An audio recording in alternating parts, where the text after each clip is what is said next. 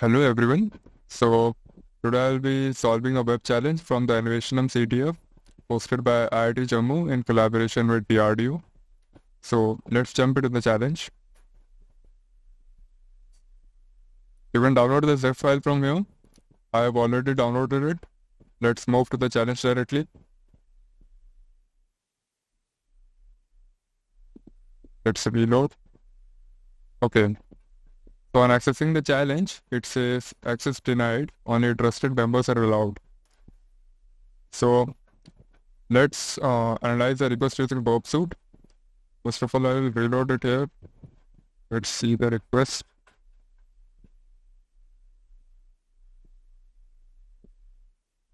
Let's turn on Bob Proxy. I'll reload it once again.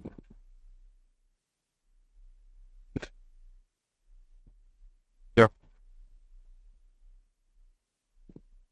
So we have the request over here and it says access denied, only trusted members are allowed. So basically, this request is hinting towards that we are not able to access the page. So maybe we need to add some parameters or add some authorization headers so that we would be able to access the page. Okay. So let's see.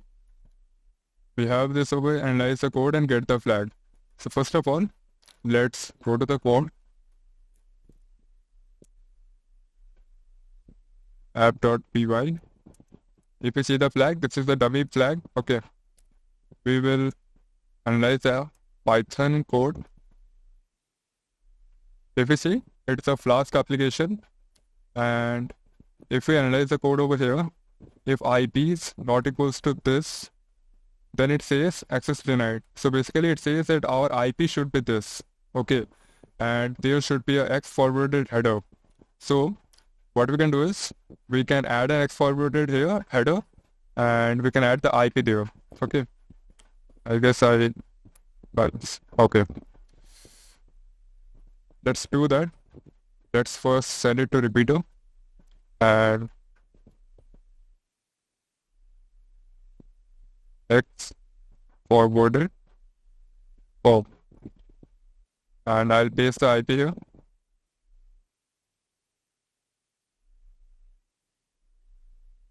Now let's send the request. Yeah. Now it gives us a session cookie. And it even says, welcome, I am Bond, James Bond, solve the puzzle to get the treasure. So let's go to the code again. If you see the route to the puzzle page, it is using a blacklist. If not session.get can solve puzzle, you can solve the puzzle without permission. Okay. So if we go to the puzzle puzzle endpoint, it will respond us with this response. You can't solve the puzzle without permission, and it is using this blacklist. Okay. So yeah, request.form.get solution. So we also need to pass the solution parameter in the post request. Okay. So let's make that post request and try what happens with the solution parameter.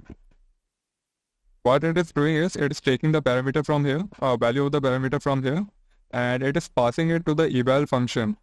Okay, so from here we can understand that we need to read the flag file, assuming that the name of the flag file is flag.txt, as it is in most of the cases. So let's try.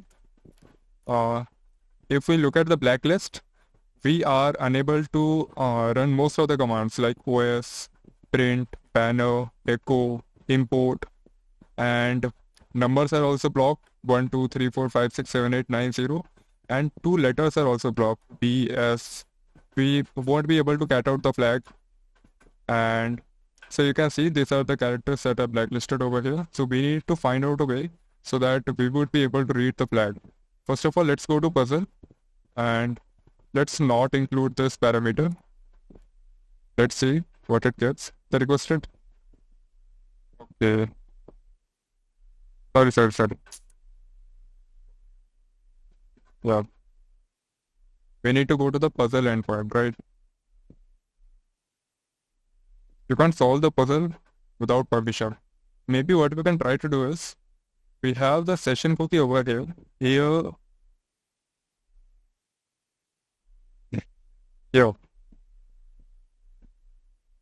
it says session can solve puzzle is equals to true. Okay, and it is also checking the session over here. If not session.get, so it means that our session cookie should also be set so that we will be able to access this puzzle endpoint. So the session that we were getting from here after making this request, after adding this header, we need to add the session cookie into our request. So let's add this cookie. Yeah. Now let's see if we access the puzzle endpoint. So now we are actually able to access the puzzle endpoint, and now what we need to do is we need to get the flag. We need to add a solution parameter. If we let's say if we use cat flag.txt, obviously it's not gonna work, but I'll show you. Let's say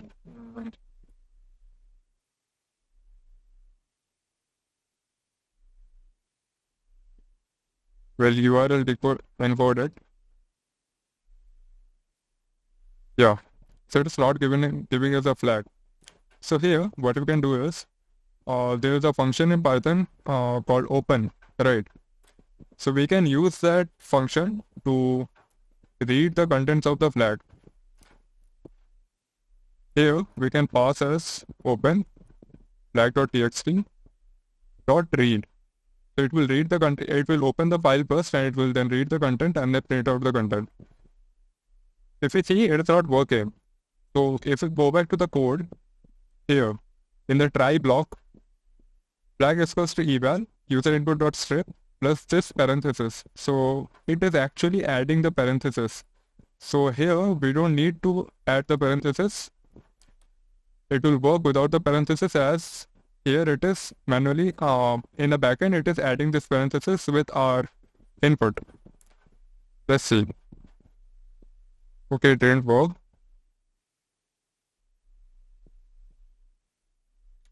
Let's see. Wait. So I got it what I was doing wrong. Actually here we manually changed the request method.